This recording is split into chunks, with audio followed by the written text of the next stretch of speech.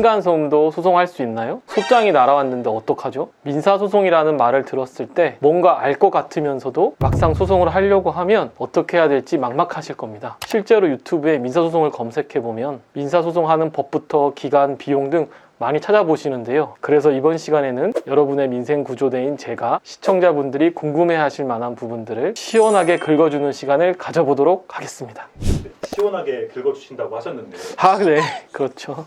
그 민사소송은 대체 어떤 경우에 소송을 하거나 소송을 당하나요? 민사소송이 뭐냐? 정의하는 방법에 여러 가지가 있을 텐데요. 민사소송이랑 구별되는 소송들은 죄의 유무와 형의 크기를 정하는 형사소송이 있고, 또 가족 친족 간의 문제를 다루는 가사소송이 있고, 또 행정처분에 대해 다루는 행정소송이 있고, 헌법 관한 권리, 유무를 다투는 헌법소송이 있는데요.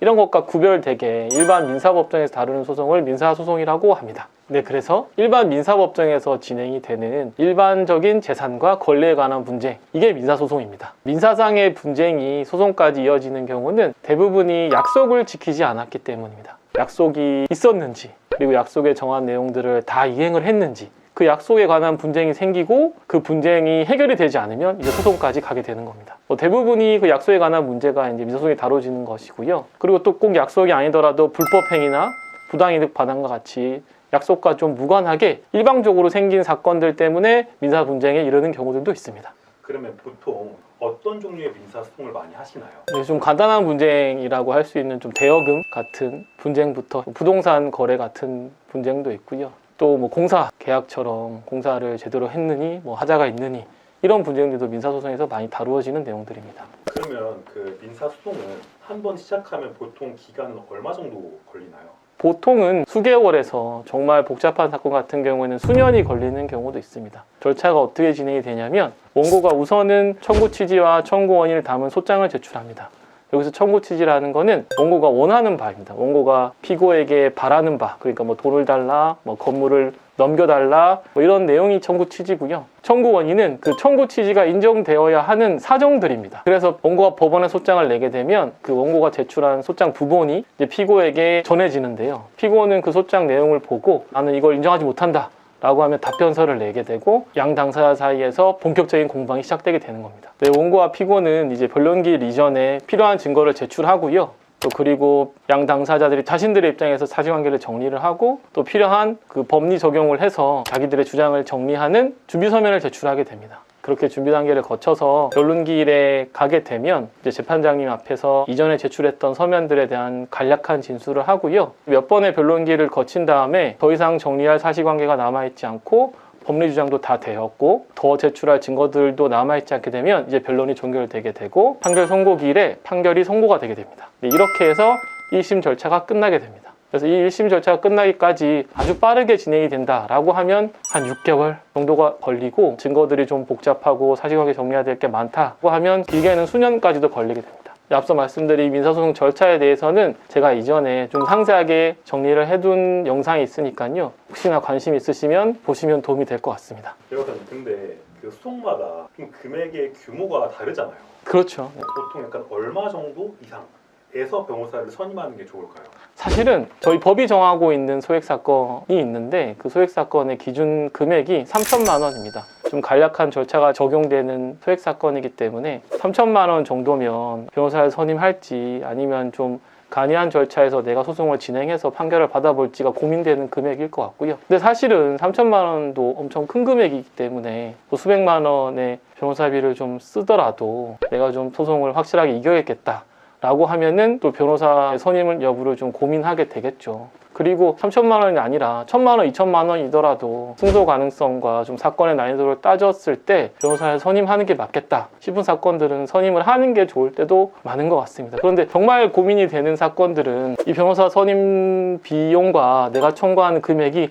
거의 비슷비슷하거나 할 때는 정말 고민이 되고 내가 이 변호사를 선임을 하더라도 내가 받을 수 있는 금액은 이 변호사 보수 정도인데 이걸 선임을 해야 될까 망설여지는데 사실 그런 경우라면 선임하지 않는 경우가 많겠죠. 그래서 소액의 대여금이나 누수 피해라든지 개물림 사고라든지 부상 정도가 적기 때문에 내가 청구할 수 있는 금액이 적은 사건들, 이런 사건들 같은 경우에 상담을 요청하시는 경우들이 종종 있는데요. 근데 사실은 변호사 보수를 잘 모르신 상태에서 상담을 오셨을 수 있는데 말씀드려야 되는 변호사 수임료가 사실은 그 금액들과 거의 육박하기 때문에 도움을 드릴 수는 없었고 대신에 최대한 청구하시는 내용에 대해서 상세한 설명을 해드리고 또 법정에서 어떤 주장을 해야 된다라고 말씀을 드리고 또 돌려보내고 했던 그런 경험들이 있는 것 같습니다. 네, 그래서 청구하는 금액에 따라서 변호사 선임에 대해서 망설이실 수가 있는데요. 사건에 따라서 변호사를 선임했을 경우에 승소할 확률이 높다라고 하면 변호사 선임에 대해서 고민해 보시는 게 좋지 않을까 싶습니다.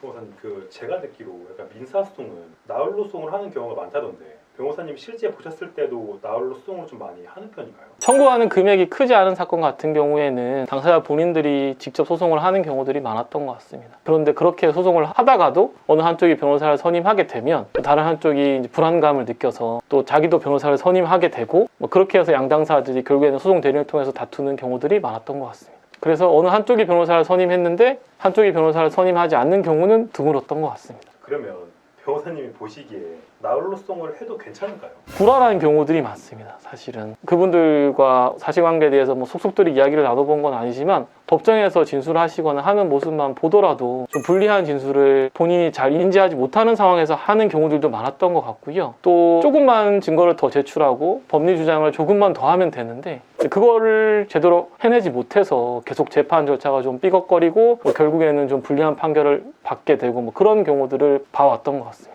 네, 그래서 사실관계 자체가 좀 명확하고 증거도 분명하고 적용해야 될 법리 자체도 복잡하지 않고 그런 사건 같은 경우에는 나홀로 소송을 하시더라도 문제가 없을 것 같은데요. 그게 아니고 조금이라도 어려움이 느껴진다라고 하면 승소 가능성을 높이기 위해서라도 변호사 도움을 받는 게 좋을 것 같습니다. 그럼 만약에 변호사를 구할 때 어떤 변호사가 좋은 변호사다라고 구분하기가 어렵잖아요. 네네. 약간 변호사님이 보시기에 약간 좋은 변호사의 기준이 있을까요? 이 좋은 변호사라는 게 좀 추상적인 말이긴 한데요. 어쨌든 소송이라는 건 이기는 게 중요하기 때문에 이길 수 있는 변호사라고 하면 관련 사건을 많이 해봤고 또 그 사건들에서 많이 이겨본 경험이 있는 변호사가 좋은 변호사인 것 같습니다. 부가적으로 말씀을 좀 더 드리면 소송 결과가 물론 가장 중요한 것이기는 한데요. 변호사 생활을 해보면서 좀 느낀 거는 소송을 의뢰인분들께서 진행을 하다 보면 변호사가 선임되어 있다라고 하더라도 신경이 계속 쓰일 때가 많고 또 소송이라는 게 사실 결과가 나오기 전까지는 굉장히 불안한 마음을 가지실 수밖에 없는 건데 그럴 때마다 이 불안한 마음을 좀 변호사와 이야기를 하면서 해소를 하고 그렇게 했을 때 또 일상을 살아갈 수 있는 회복이 되는 건데 그런 역할까지도 좀 잘해줄 수 있는 그런 변호사를 찾는 것도 좀 중요한 일인 것 같습니다. 네, 오늘은 민사소송의 전반적인 절차와 변호사 선임 고민에 대해서 말씀드리는 시간을 가졌습니다. 이번 영상에서 제가 강조드리고 싶은 게 한 가지가 있다면 청구하는 금액 자체가 배법 금액이 되고 또 승소 여부에 대해서도 혼자 할 수 있을까라는 고민이 드신다면 변호사를 선임하는 걸 꼭 고민해 보셔라, 이 말씀을 드리고 싶습니다. 네, 이번 영상이 도움이 되셨으면 좋겠고 지금까지 여러분의 민생구조대 정재현 변호사였습니다. 감사합니다.